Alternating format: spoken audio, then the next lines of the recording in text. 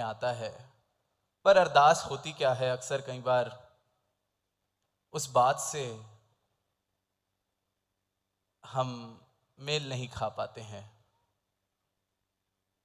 हम सिर्फ शब्द अरदास का या प्रार्थना का इस्तेमाल करके पर कर अरदास नहीं रहे होते हैं। अरदास शब्द में ही अगर हम देखते हैं तो जब तक खुद को अर्पित समर्पित करके दास भावना के साथ वो भाव चरणों में नहीं रखे गए सदगुरु के या निरंकार के, तब तक उसको अरदास नहीं कहा जा सकता। क्योंकि अरदास बहुत ही प्रेम पूर्वक भावना है, बहुत ही प्रेम, भक्त का प्रेम चाहिए अरदास करने के लिए, भक्त का समर्पण चाहिए, दास भावना चाहिए, खुद को अर्पित करने का भाव चाहिए कि हम जो चरणों में रख रहे हैं उसको अरदास भी कह सकें।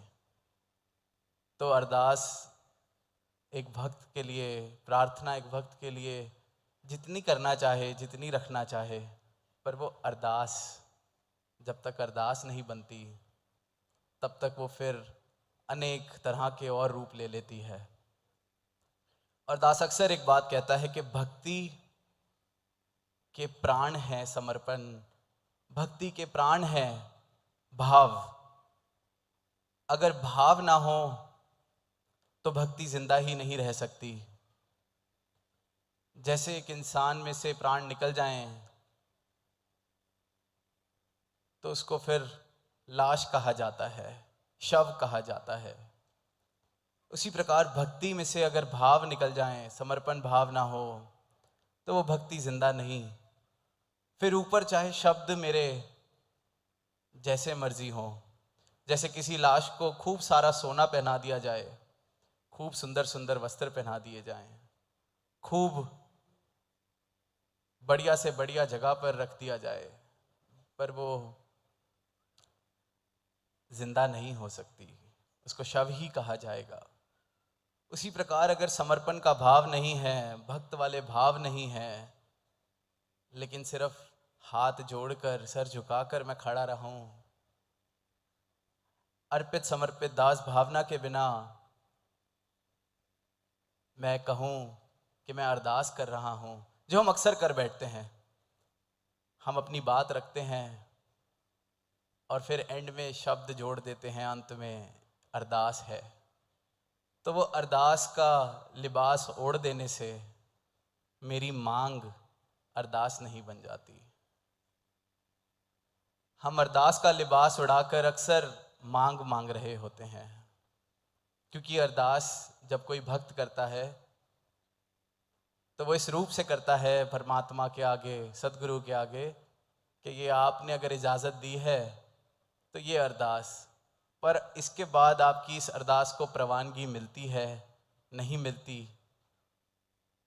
आप जी हाँ कहते हैं या ना कहते हैं, इस बात से मेरा अब कुछ लेना देना नहीं।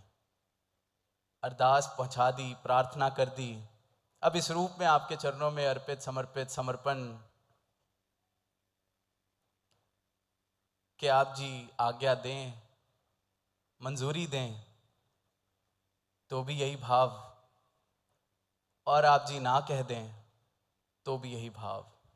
परमात्मा के आगे प्रार्थना की ये ध्यान है, पूरा कर दे या ना करे, इस बात से भक्त की भक्ति पर, भक्त की अवस्था पर कोई असर नहीं। तभी भक्त आनंद में है, क्योंकि समर्पित हो चुका है, अर्पित कर चुका है खुद को।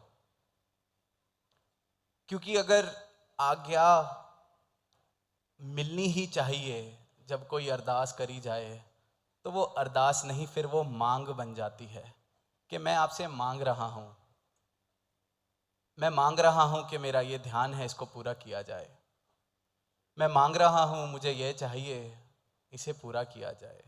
और पूरा नहीं होगा तो अनेक अनेक तरीकों से मेरी अवस्था, मेरे हाव भाव, मेरी चाल ढाल सब बदल जाएगी। और ये मांगें क्योंकि हम जब बड़े होते हैं या समाज में या दुनिया में अपने रिश्ते निभाते हैं